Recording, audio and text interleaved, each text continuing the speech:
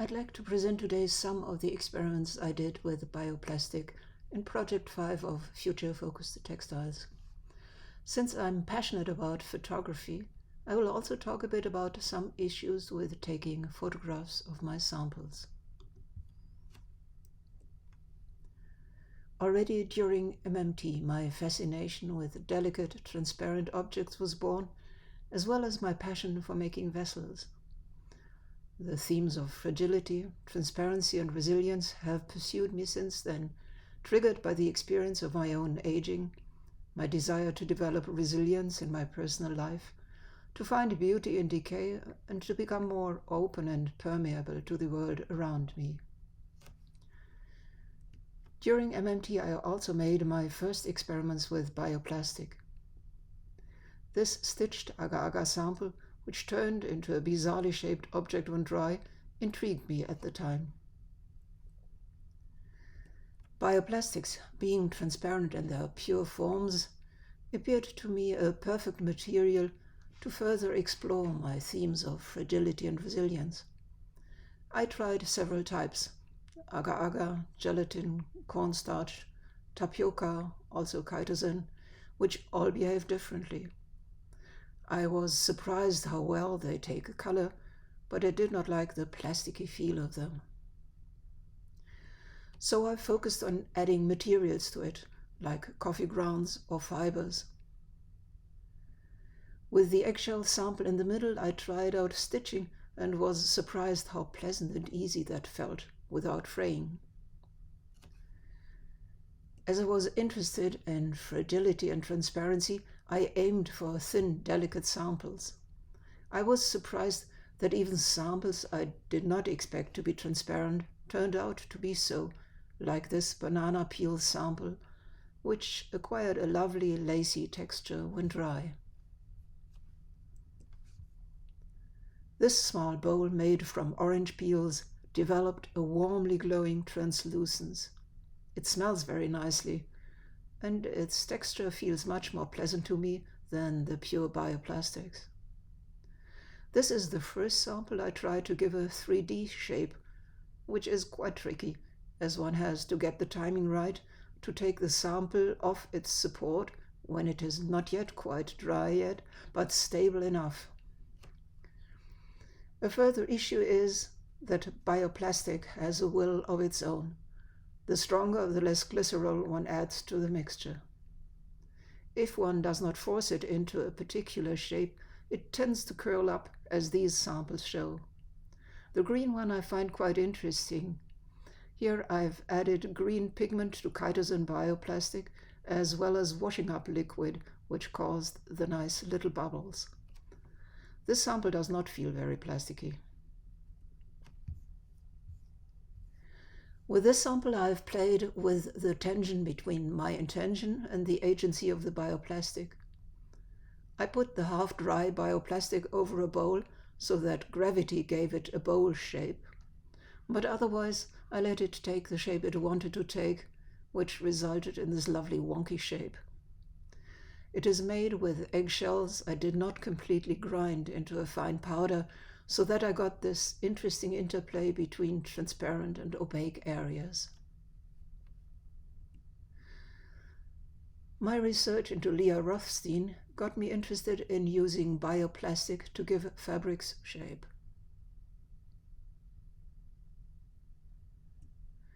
This is a very simple burlap sample, not very interesting in itself, but it demonstrates the potential of translucent 3D bioplastic samples. Put into fitting lighting conditions, it creates wonderful shadows. One aspect I want to talk a bit about in this presentation is how to present samples and how to take good photos of them. The sample here is put onto a green glass table, one of my favorite spots to place samples, as it gives these wonderful painterly shadows. One passion of mine is to study textures by taking detailed shots of a sample.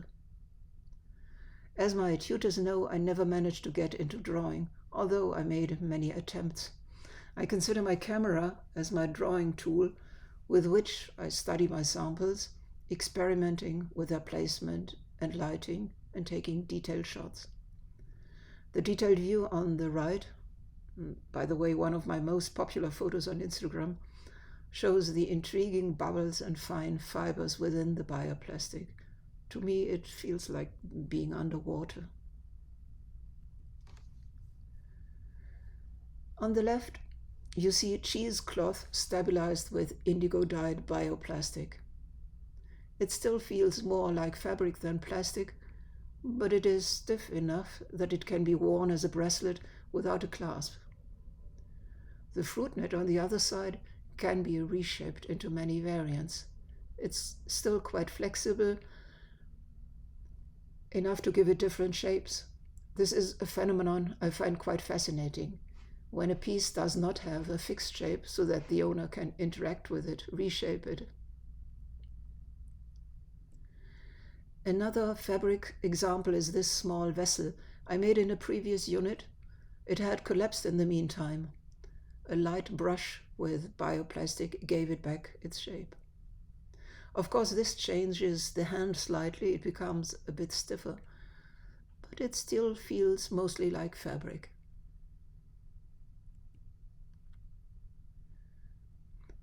This vessel is made from crinkled chiffon, partially brushed with eggshell bioplastic.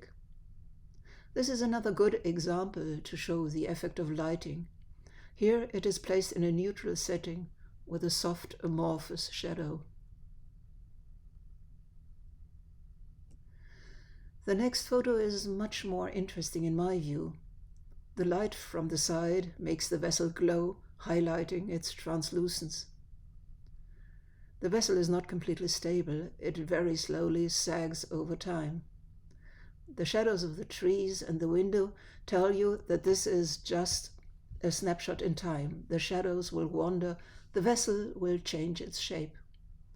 The lighting ascribes another layer of meaning to this piece.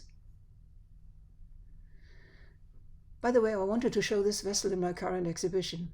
I made the mistake to store it for 2 days in a cellar, which to me felt pretty dry. Nonetheless, when I unpacked it, it had completely flattened out. Another example of a failure which I find quite amusing. I put it upside down over a roll of kitchen paper in my studio, and after a day it had stiffened again, of course with a slightly different shape. So this piece reacts to the microclimate it finds itself in. And this opens up the fascinating possibility of reshaping this object whenever you feel like it. A possible path towards making interactive art. Quite different to the previous piece is this one, made of corn fiber and eggshell bioplastic. The pure white suggests for me innocence, purity, timelessness. This vessel does not show, at least in this photo, any traces of time, so this neutral setting seems appropriate. The vessel seems to be floating in space.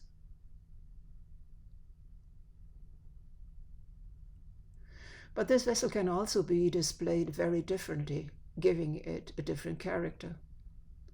This photo is beyond my capabilities. It's done with professional equipment. It is a stacked photo constructed of many photos taken with slightly different focus, so that the whole vessel becomes sharp.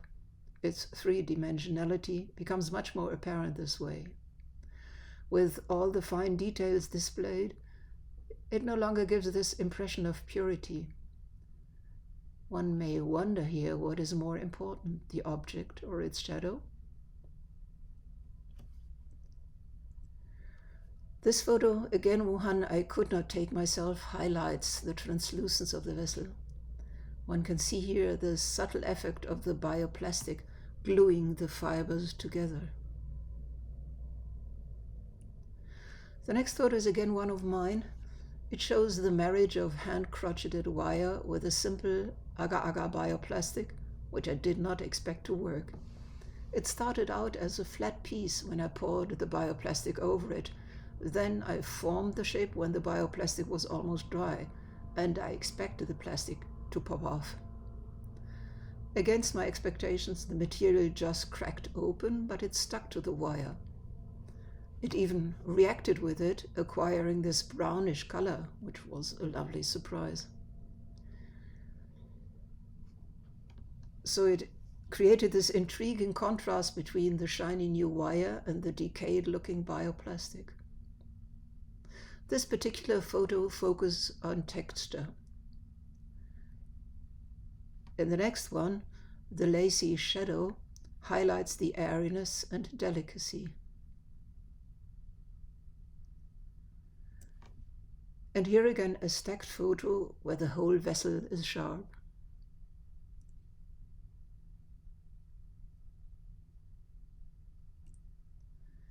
Some detailed views show minute details of the bioplastic.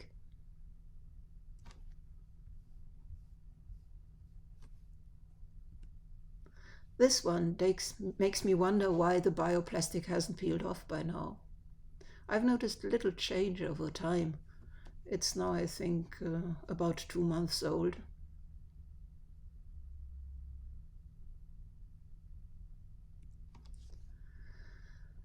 This little bowl is one of my favorites. I've painstakingly peeled off the thin skins of grapefruit segments and then glued them together with milk glue. Milk glue was a great discovery for me. It's so easy to make. You just need milk, vinegar, and baking soda, and it works very well. The result is matte and not shiny as with, for example, wood glue. I worked with it with my 2-year-old granddaughter who stuck her finger into her mouth from time to time, which is totally harmless. And milk glue is supposed to be waterproof, which I did not test. I was surprised by the intensity of color, as the skins on their own look almost colorless. The bowl has a subtle, delicate smell and has still kept its shell. Smell is a sense I discovered as interesting during this biomaterial unit. This little bowl is surprisingly difficult to photograph for me. This is a detailed view against the light, which makes the colors glow. The next photos are again professional stacked photos, and you see they are so much sharper than my own photo.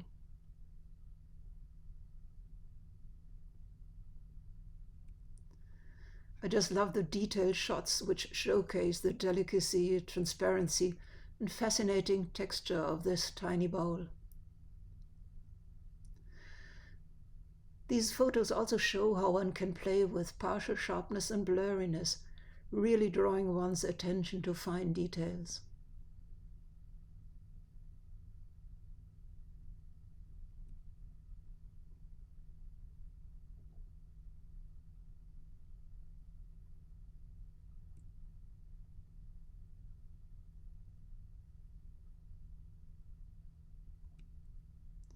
The next sample is another demonstration that with a camera one may see things one maybe would not notice with the naked eye.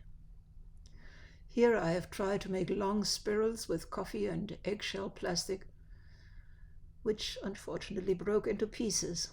I have intertwined some pieces to make a more complex composition. Interesting contrast between light and dark, the different textures in between transparency and opaqueness.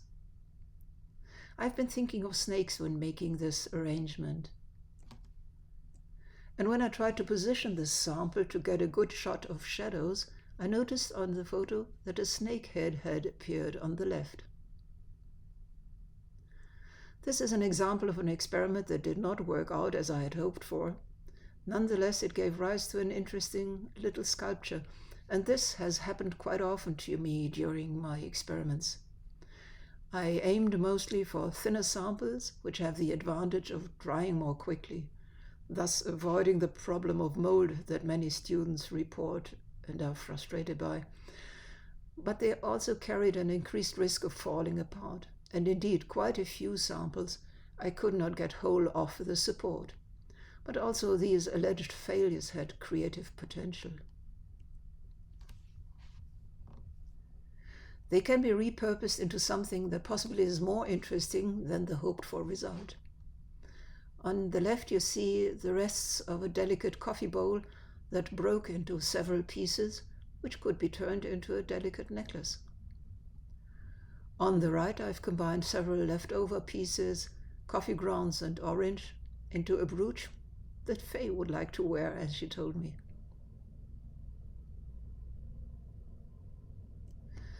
The happy accident I'm most excited about is this coffee lace. I had planned to make a rather large sheet of this coffee bioplastic, patterned with the help of bubble wrap, but I could get only a small tattered piece off the background. I hung it up to capture its lovely shadows. After a while, it contracted into a spirally shape. Again, the agency of the material, which makes an object more interesting. I combined it with a fruit net shaped with the help of bioplastic.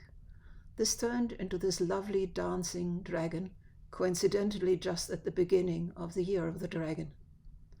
And I want to end with this video. I hope you can hear the music.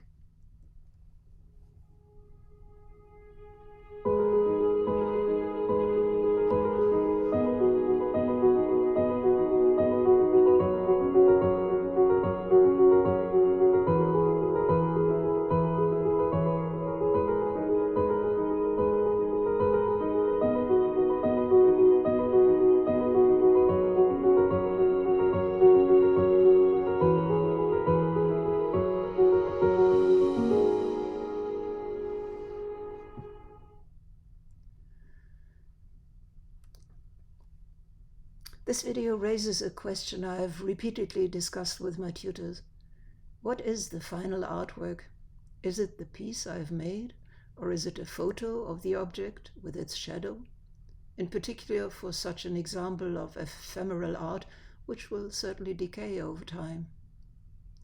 Or is it a video where the object is shown in movement, with sound enhancing the impression one wants to convey?